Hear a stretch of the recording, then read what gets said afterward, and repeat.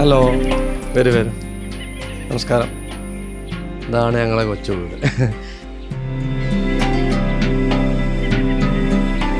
ഞങ്ങളെ വീട് ഒരു 3600 സ്ക്വയർ ഫീറ്റാണ്. ഗ്രൗണ്ട് ഫ്ലോറിൽ 2 ബെഡ്റൂമും ഫസ്റ്റ് ഫ്ലോറിൽ 3 ബെഡ്റൂമും. എന്നിട്ട് റൈറ്റ് സൈഡിലേക്ക് ഒരു ചെറിയൊരു ലിവിങ് ഏരിയ, അത് ഗസ്റ്റിന് ഇരിക്കാനും കാര്യങ്ങളൊക്കെ ആയിട്ട് ഒരു 2 വലിയ സോഫയും 2 സിംഗിൾ ചെയറും കൊടുത്തിട്ടുണ്ട്.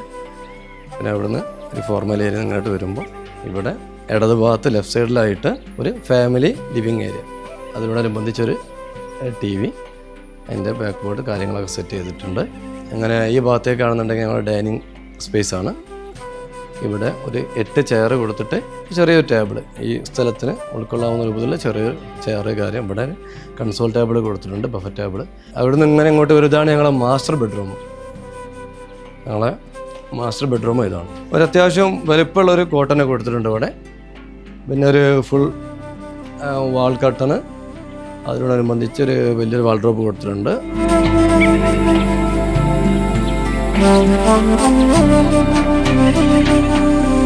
പിന്നെ അടുത്തതായിട്ട് നമ്മൾ താഴെ ഗ്രൗണ്ട് ഫ്ലോറിൽ ഉള്ളതാണ് ഒരു പാരൻസിൻ്റെ ബെഡ്റൂം.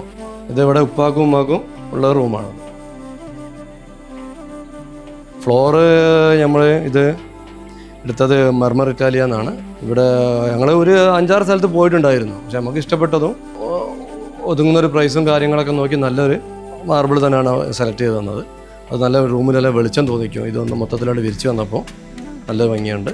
എല്ലാവർക്കും, ഒരുവിധ ആൾക്കാർക്കൊക്കെ ഈ മാർബിളിനോട് നല്ല ഇതാണ്. എവിടുന്ന് എടുത്തത് എങ്ങനെ എടുത്തൊക്കെ ചോദിക്കുന്നുണ്ട്. കാരണം എല്ലാവർക്കും ഇഷ്ടപ്പെട്ടിട്ടുണ്ട്. ലൈറ്റ് കളർ ക്ലാസിക് ബേജ് ആണെന്നാണ് അതിന് പറയാം, അതിൻ്റെ പേര്. പിന്നെ അവിടുന്ന് ഇങ്ങനെ അങ്ങോട്ട് വരുമ്പോൾ ഇത് ഞങ്ങളെ മെയിൻ കിച്ചണാണ്. ഇതിപ്പോൾ മകള് ആണ് കാര്യമായിട്ട് ഉപയോഗിക്കാറ് കുക്കിങ്ങിനും കാര്യങ്ങളൊക്കെ.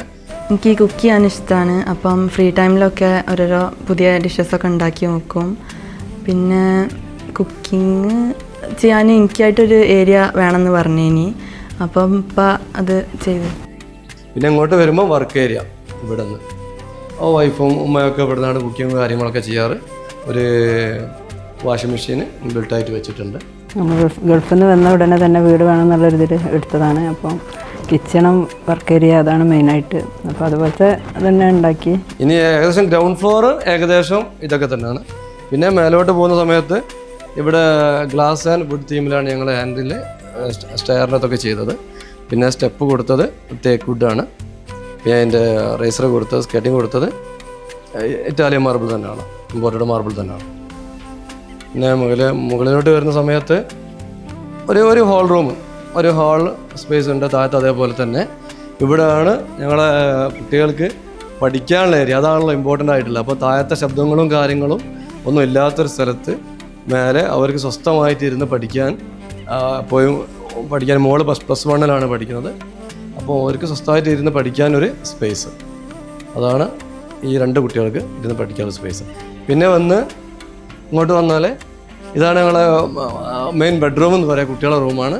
അവർക്ക് വേണ്ട എല്ലാ കാര്യങ്ങളും ഉൾക്കൊള്ളിച്ചുകൊണ്ട് വാൾഡ്രോബും ബെഡും അതിൻ്റെ ചെറിയ സ്റ്റഡി ഏരിയ ഇവിടെയുണ്ട്. പിന്നെ ഒരു ഡ്രസ്സിങ് ഏരിയ ഇവിടെ ഉണ്ട്.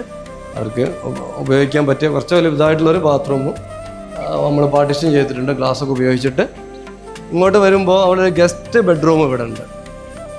നമ്മൾ സ്റ്റെയർ കയറി വരുന്ന സമയത്ത് തന്നെ ലെഫ്റ്റ് സൈഡിലായിട്ട് സിസ്റ്റേഴ്സോ അതേപോലെ അതിലും ഗസ്റ്റും ഒക്കെ വരുമ്പോൾ അവർക്ക് ഉപയോഗിക്കാൻ പറ്റിയൊരു ബെഡ്റൂം സെറ്റ് ചെയ്തിട്ടുണ്ട് ഇവിടെ.